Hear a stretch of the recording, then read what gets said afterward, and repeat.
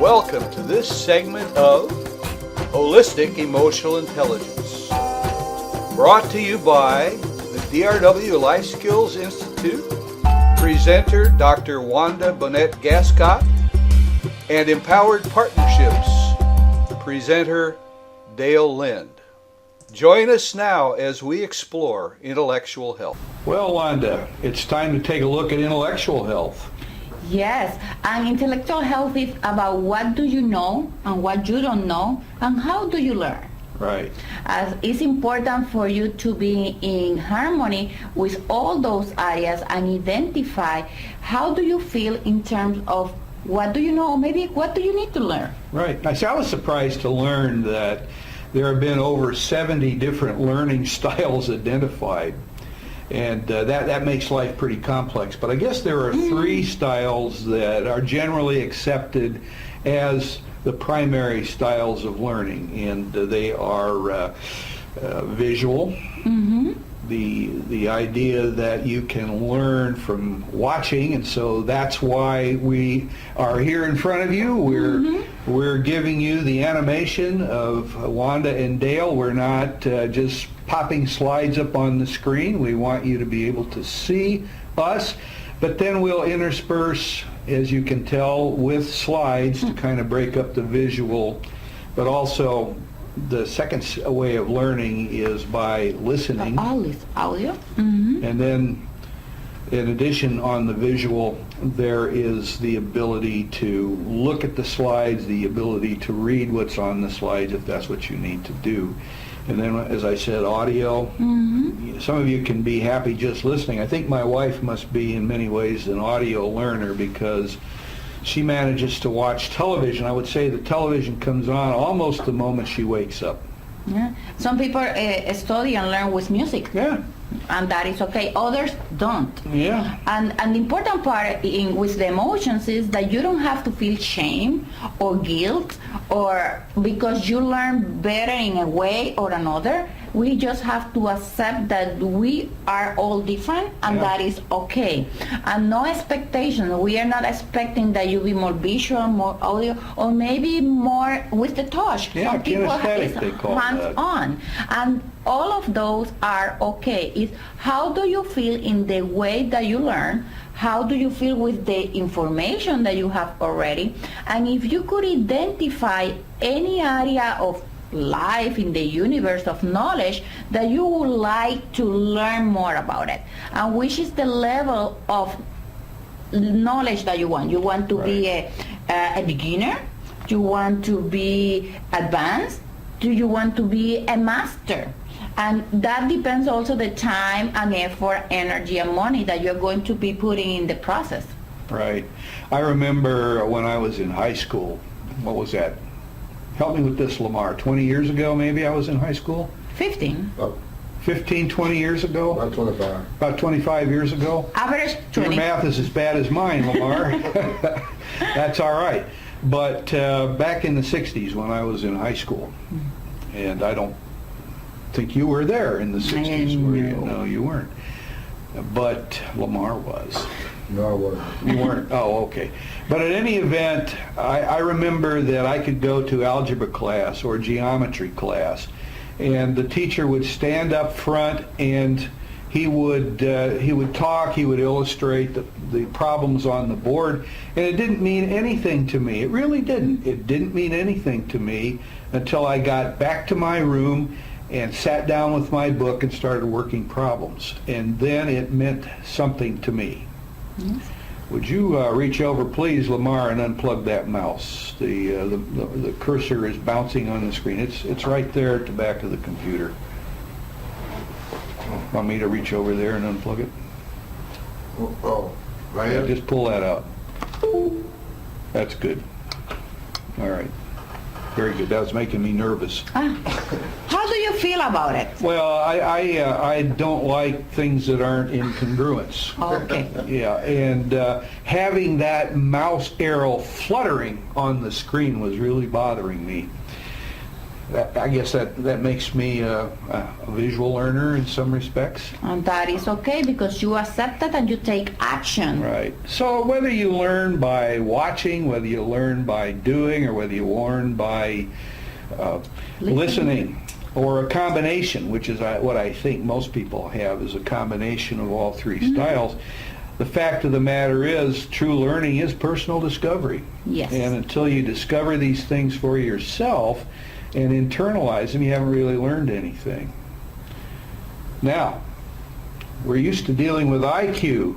Yeah, a lot of people think, and for years we think that IQ is the most common measure of intelligence, and we know that we also need emotional intelligence. We need to be smart about our emotions because we don't live isolated. No. We have to work in teams, we have to work in a society, we have to interact with people, and we have to be aware of those emotions that cause our interaction. There you go. We have to be respectful and we have to honor other people. That means that EQ and IQ are both really important. And there's a lot of evidence that people who aren't all that well educated but have a basic understanding of people do very well, because when it comes right down to it, the cap on your ability to succeed and progress professionally and personally really is how well you can get along with people. And that really is the simple way of saying this is what emotional intelligence is all about. Yeah. Not And just- the emotions play a big role how you are going to be connecting with those people. Exactly. And it's important to have both. Right. Visual learners process information most easily by what they see. My math example, for example, just watching it didn't do it for me. It didn't do it for me. Auditory learners learn best by hearing, and that certainly didn't do anything for me. People try to say, well, let me explain this to you, and I'll usually stop them 2 or 3 words into their explanation, say, look, you're not getting through to me. Let's get a piece of paper, let me take notes, let me diagram it, let me understand. I don't learn best way by just listening. And then, of course, kinesthetic, learning by active participation. That's really my favorite way to learn. Yeah. And I could explain you, I could make a draw to explain you, but until you actually experience and feel it, you don't know exactly what is energy flow and harmony and alignment. Right. Well, many things affect the way we learn too. Environmental preferences. Our emotions play yeah. a big role how we learn. Yeah. Well, where we need to be. It's interesting to me, but I do some writing, and I know that you do too.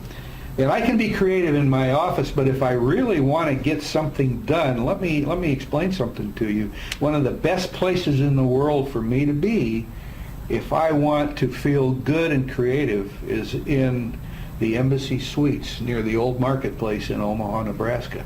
Oh wow, it's Yeah. specific. Yeah, very, very specific.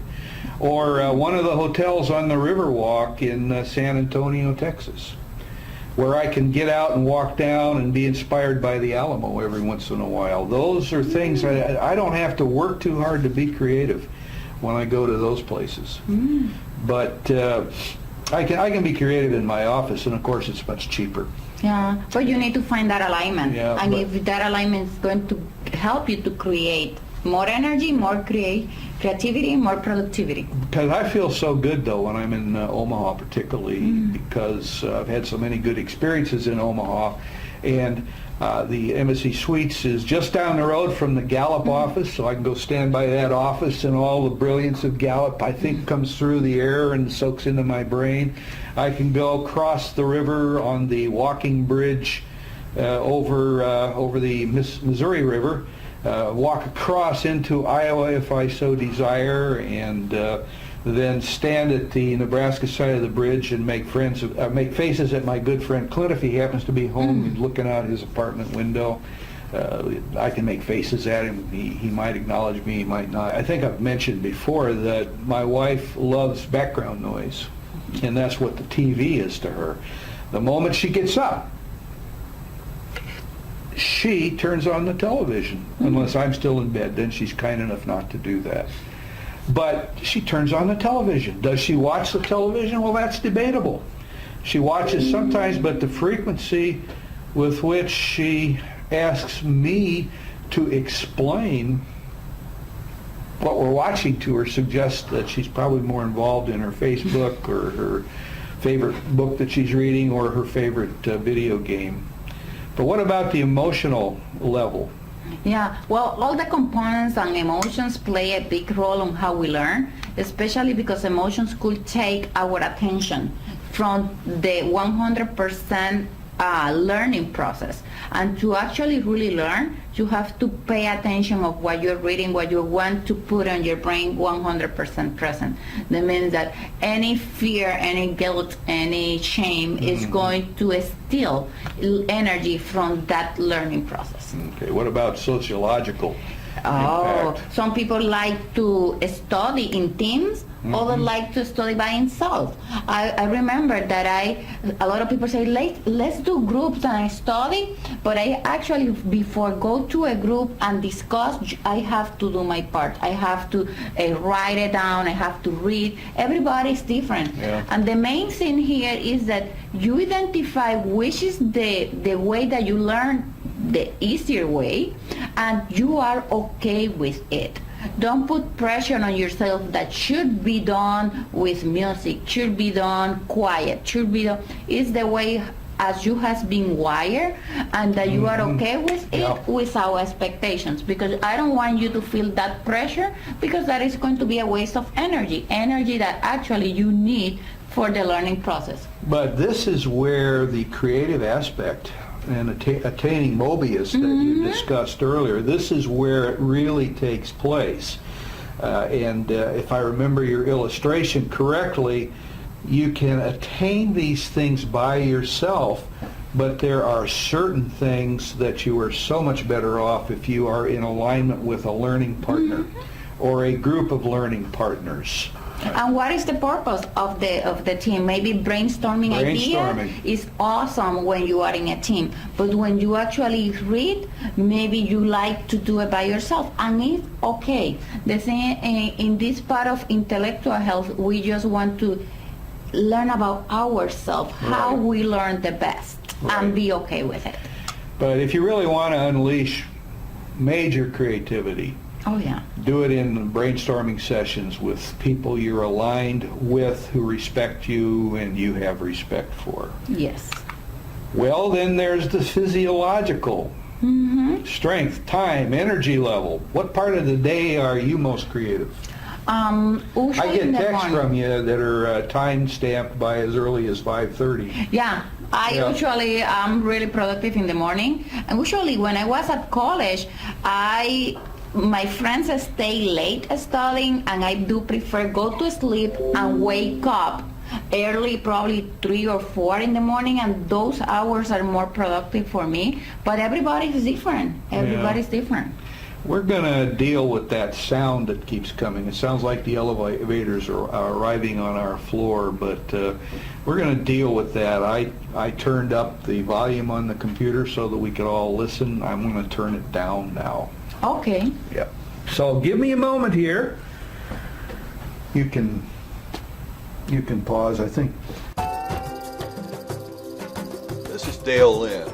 Thank you for being a part of this segment of Holistic Emotional Intelligence, brought to you by the DRW Life Skills Institute, Dr. Wanda Bennett Gascott, presenter, Empowered Partnerships, Dale Lynn, presenter. We have just concluded part 1 of Exploring Intellectual Health. We're going to continue this discussion in part 2. Thank you again for being with us.